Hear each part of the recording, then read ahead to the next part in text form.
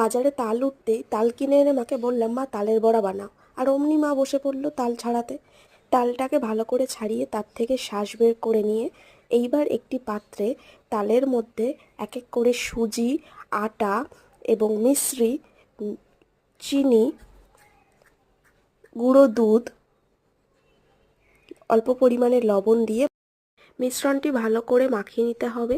মিশ্রণটি ভালো করে মাখানো হয়ে গেলে কড়াইতে সাদা তেল দিয়ে সেটাকে গরম করতে দিতে হবে এবং গরম হয়ে গেলে তার মধ্যে মাখানো ব্যাটারটা বড়ার শেপে তেলের মধ্যে ছেড়ে দিতে হবে এবং সেগুলোকে ভালো করে গোল্ডেন ফ্রাই করে ভেজে নিতে হবে। ভেজে তুললেই রেডি হয়ে যাবে আমাদের এই তালের বড়া। তালের বড়াগুলো কিন্তু খেতে অসম্ভব সুন্দর হয়েছিল, যেমন নরম, তুলতুলে, সফট, তেমনি দেখতে সুন্দর। আপনারাও এটা বাড়িতে বানিয়ে দেখুন এবং এই রেসিপিটা ট্রাই করুন। কেমন লাগলো অবশ্যই কমেন্ট করে জানান এবং আপনাদের কাদের কাদের তালের বড়া খেতে খুব ভালো লাগে আমার মতো